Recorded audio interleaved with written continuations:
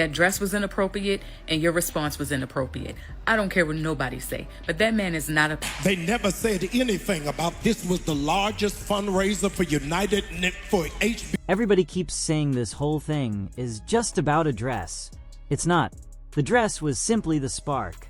What people are really arguing about is trust, hypocrisy, and whether some of these mega church pastors are truly men of God or just master performers in expensive suits.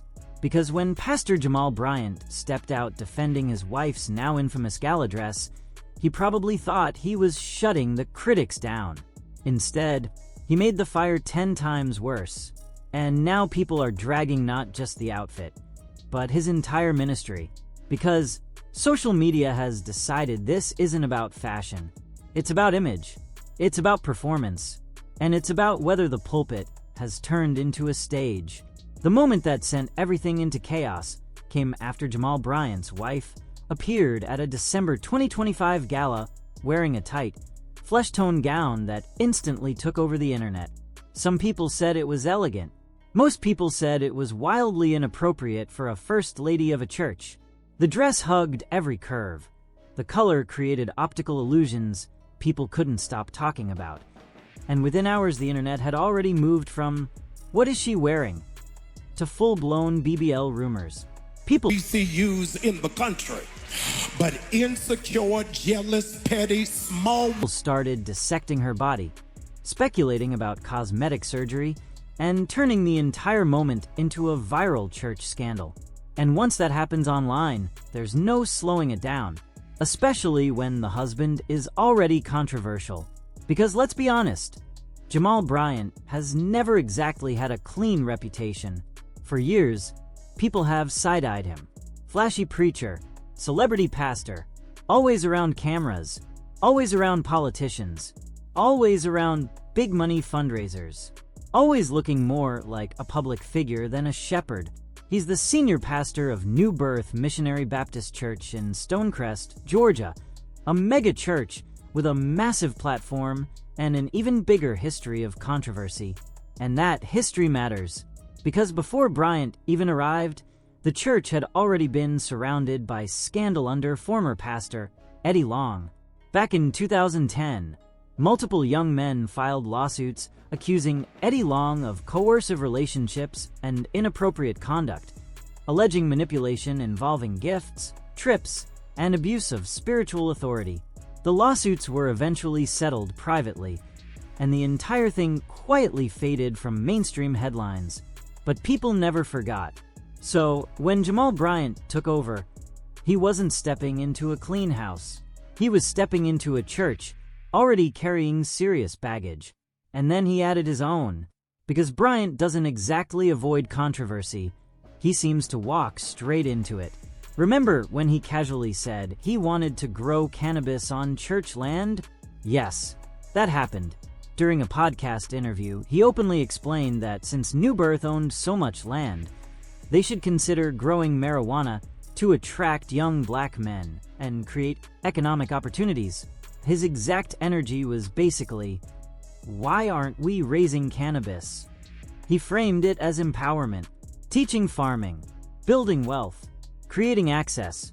But the internet heard something completely different. People said he wasn't trying to save souls, he was chasing profits. They said it sounded less like ministry and more like business strategy. And once people start believing your sermons sound like sales pitches, trust disappears fast. Then there's the personal life.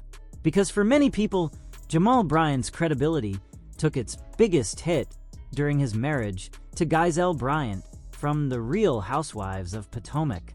Their divorce, and especially the cheating, wasn't private.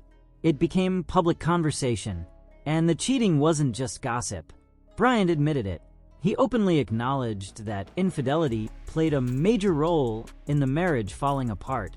And once a pastor publicly admits betrayal, while still preaching righteousness from the pulpit, people don't forget that either. That stain sticks. So by the time he remarried Dr. Carrie Turner Bryant, the public was already watching everything through a different lens. Every sermon, every interview, every Instagram post, every luxury event, every public appearance. People weren't just looking at a pastor. They were looking for contradictions. Which brings us right back to the dress. Because when the internet exploded over the gown, Bryant could have ignored it. He could have let it pass. Instead, he grabbed a microphone, and that changed everything. He got in front of his congregation and defended his wife with full confidence. He said the dress was not see-through, it was flesh-colored, and according to him, the reason people were offended was simple. They ain't never been nowhere. In other words, y'all are uncultured, unexposed, small-minded. Then he doubled down.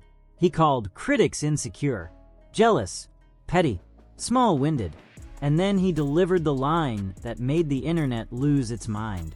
I bought the dress, and I like it. He said she wasn't married to the congregation. She was married to him, and he didn't care whether anyone approved. Now, maybe he thought that would sound like a strong husband defending his wife. But online, people heard arrogance, not leadership, not protection, arrogance. And once that speech went viral, the comments got vicious. People started saying this proved exactly why they never trusted him. One person pointed out what they called the biblical irony. He kept saying the dress was flesh-colored, and they argued that revealed the real issue, an obsession with the flesh. Not spirit, not humility, flesh, vanity, presentation. Another person said Jamal Bryant wasn't called to be a pastor at all. Maybe an activist, maybe an entertainer, maybe a motivational speaker, but not a shepherd. And honestly, that criticism kept showing up over and over, because that's the bigger frustration people have with mega church culture. They feel like too many pastors today look more like celebrities than spiritual leaders. Designer suits, luxury cars, private security, VIP sections, million-dollar fundraising drives, and sermons that sometimes sound more like branding campaigns than biblical teaching. That's why so many people started reposting that old Katt Williams clip, because Katt said something simple but powerful. Don't put your trust in men, only in God, not pastors, not celebrities, not polished preachers with microphones and private jets, because men can be compromised. Every single one of them. That message hit differently once Bryant's defense speech started circulating, because suddenly people weren't just judging a dress. They were asking, why are we treating pastors like celebrities in the first place? Why are people defending preachers harder than they defend scripture?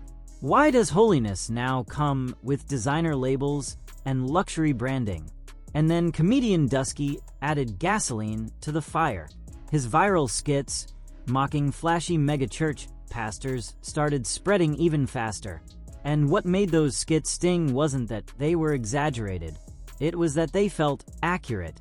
The endless fundraising, the luxury obsession, the emotional manipulation, the "God told me you need to sow a seed today" speeches, the fake urgency, the guilt tactics, the performance. People laughed because it felt familiar, too familiar. Even Bryant himself has faced criticism for massive fundraising efforts. At one point, people mocked the aggressive push for millions tied to church expansion and outreach projects. Supporters pointed to legitimate charitable work, scholarship fundraising, and HBCU support. Critics said that wasn't the whole story, and once suspicion enters ministry, perception becomes reality. That's the problem, because even if every dollar is accounted for, people start seeing everything through distrust. Every designer outfit looks like proof. Every luxury car looks like evidence. Every glamorous gala becomes another accusation. And Bryant's angry response only convinced more people that the criticism hit somewhere sensitive. Because if it were really just a dress, why the explosion? Why the defensiveness? Why the public sermon? People felt like his reaction exposed something deeper. Not offense. Fear. Fear that people were looking too closely. Fear that they might stop buying the image. Because for critics, This was never about fabric.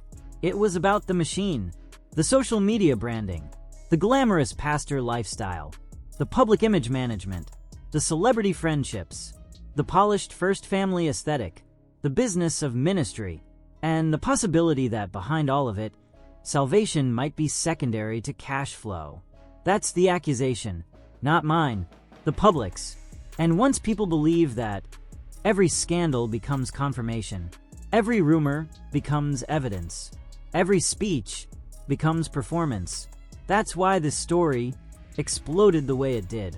Not because of a dress, because people are tired of pastors who feel like influencers, tired of sermons that feel like strategy, tired of churches that look like corporations, tired of watching people preach sacrifice while living like celebrities. And maybe that's why this hit such a nerve. Because deep down, people aren't just angry at Jamal Bryant. They're angry at what he represents.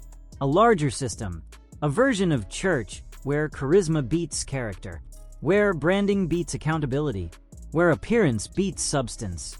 And the dress just made people say the quiet part out loud.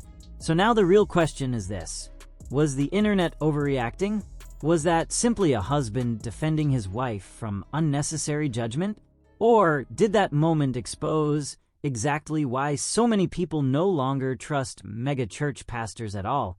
Because once faith turns into performance, people start wondering if they were ever following God or just a very good actor.